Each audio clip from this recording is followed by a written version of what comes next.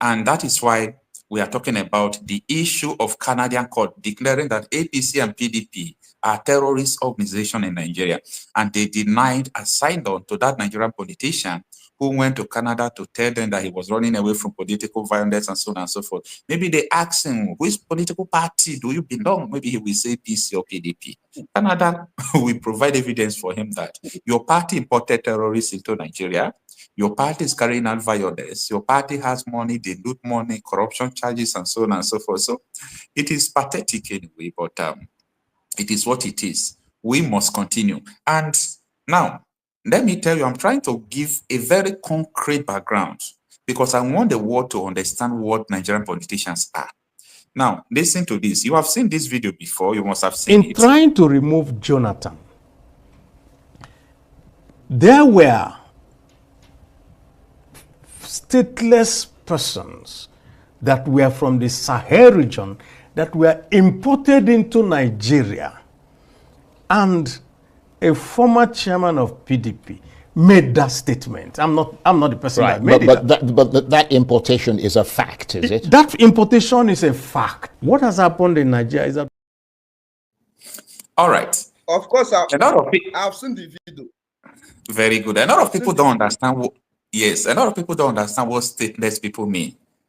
It means that people imported terrorists into the country to remove Jonathan. And anybody talking about the issue of Nigeria, the first thing I'm telling them is that go and settle this case of terrorists imported into Nigeria. That is the genesis of all this Fulani terrorist attack. Because you imported people, where are they going to stay?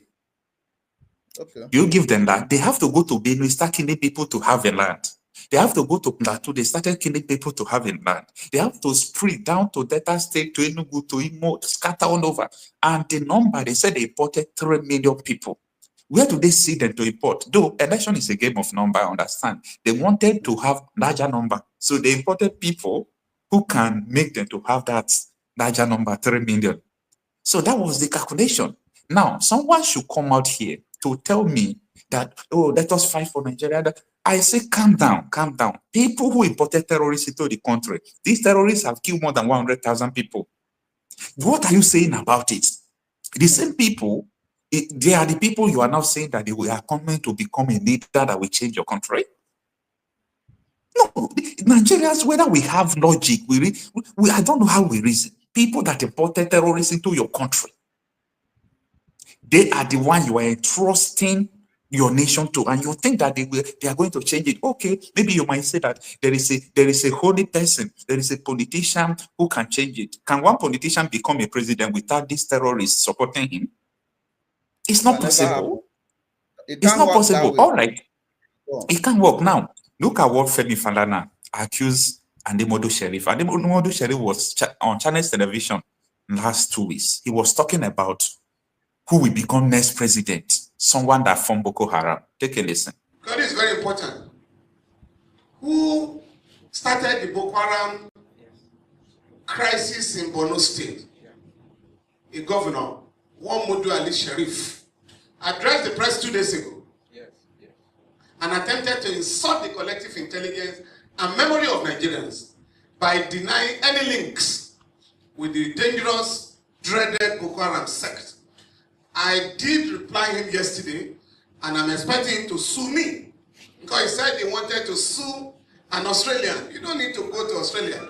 What you are looking for in Sokoto is in the pocket of your Sokoto. I'm ready to join issues with him because not only did he sponsor that organization. Now, this was a governor. He started the Boko Haram faction, I don't know, in Borno State. He gave them Commissioner of Religious Affairs. Commissioner of Religious Affairs. That is what he gave Boko Haram. Boko Haram resigned. You understand? Because one person was representing the Boko Haram group. So the man resigned. You know why he resigned? He said they are, whether it's Kila Barawiri, he said they are criminals. That when they went to Federal State Executive Council meeting, they were talking about contract, how to loot money. The Boko Haram member said, I am here because of religion. How do we implement Sharia in Nigeria? That is what I want to hear. You understand? And this man handed over to Kashe Shettima as a governor of Borno State. Kassim Shettima, they were looking for Kabiru. Kabiru Sokoto was a wanted, notorious criminal. The SS was looking for. They saw him in Kassim Shettima's house.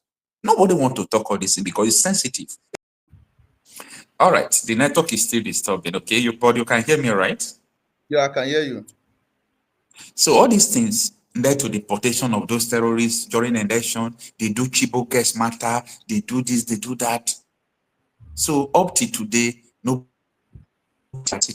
nobody question what they did, and everybody is just keeping quiet, as if all is well. All is not well. All is not well. So if anybody want to start talking about the insecurity that led to, in fact, that thing fueled the agitation of Yoruba nation, of Biafra, because nobody will sit and allow people that you are importing terrorists into a country. I can hear you. Do you remember that? Yeah, do you remember that recently the chief of defense staff, Christopher Musa, was denied, visa by the same Canada. Yes.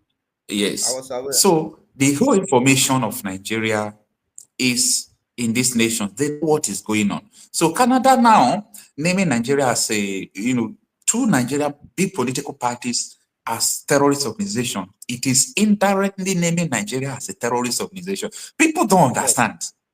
That is what I was trying to, talk to one person that called me before this program started. I was telling him that, no, Canada is not just saying that the two biggest political parties in Nigeria are terrorist organizations. Canada is telling that man that Nigeria is a terrorist country. Of course. Indirectly. Of course. So if if the two big political parties in Nigeria are terrorist organizations, indirectly, they're telling you that people needing you are terrorists. Terrorists, yeah. From explanation self, you will agree with them. Without argument, you will agree with Canada. Governor supported terrorists. Even Bauchi governor came to Chinese television. He said, we are going to bring them. We are going to import them. When they come here, we'll spend money to change their culture. Does that make sense? Sometimes I talk to Nigerians, the way they talk about things, next election, we are going to die in 2027. No problem. I didn't say nobody should not do election. Go and do your election. But tell me who can change this thing. This thing is a system. It's not what one person can change. Because people have imported terrorists into the country. It's so unfortunate, but I hope people will understand where we are now, because things are really going bad. So thank you so much, my brother. Thank you, Mr. Koch. I really appreciate. I appreciate you more, because it's not easy to summon courage to come and talk about the reality on ground. A lot of people are afraid to talk about what is going on. Some people don't want to relate it because they are afraid. But when you look at the people who are still dying, they are the people who are still afraid. You are afraid, you don't want to die, and you are still dying. So, oh my goodness, I don't know if we can respond. This one, not the matter of God go save us. So God has already created us and give us the power to fight. Yeah. So Nigerians they are coward. They are coward. They don't want to die, and they are dying every day. Even the people that are even working for, speaking on your behalf, you are still causing them. You understand? I don't know. This country, it cannot work, because we have different mentality, different language, different food, different culture, everything. It cannot work.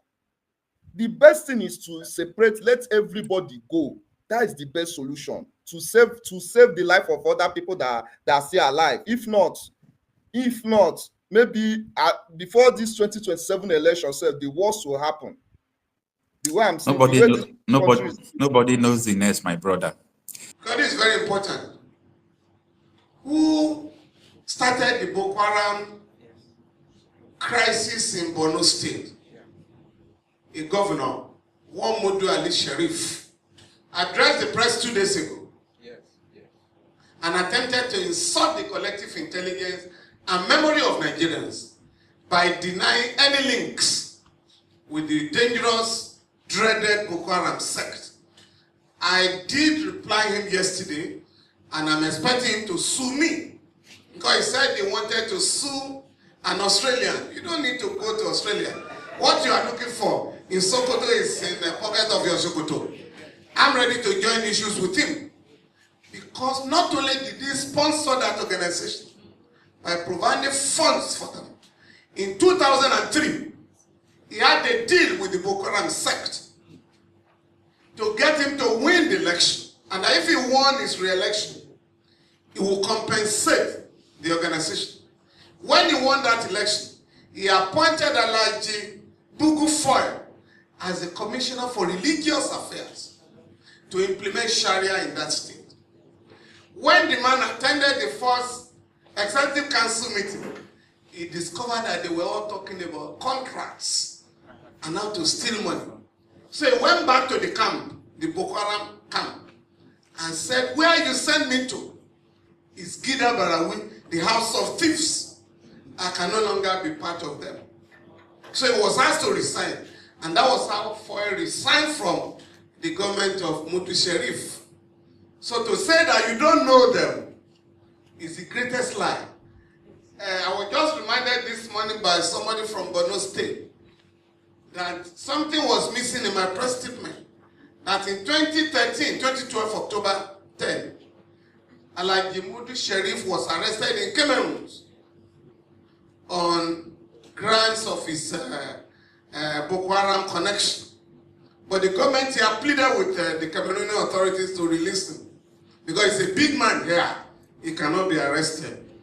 But 2 weeks ago, a special envoy of President Goodluck Jonathan, Reverend Stephen Singh Davis, told the whole world that Alhaji Sharif, the former chief of army staff, Ian Jerika, and some senior officials of the Central Bank of Nigeria have been funding the Boko Haram sect. Up till now, the government has not reacted to this very important information. So when you are looking for the sponsors of Boko Haram, I think we now know where they are. But what is very disturbing is the fact that currently Nigerian soldiers are refusing to fight.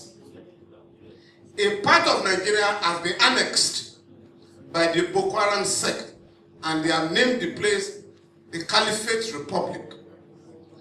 As of this morning, not less than 10,000 Nigerians are in Cameroon as refugees. They've left their homes, and we want to warn both the APC and the PDP, the two ruling parties in Nigeria, dominant parties, to stop politicizing the Boko Haram menace. What is required on the part of all of us is to unite and fight this dangerous phenomenon. But to start pointing accusing fingers because a former member of the APC has now moved to the PDP where he rightly belongs. When he was with you, he was not a Boko Haram sponsor. Now that he has left back, he's gone back to PDP, he has suddenly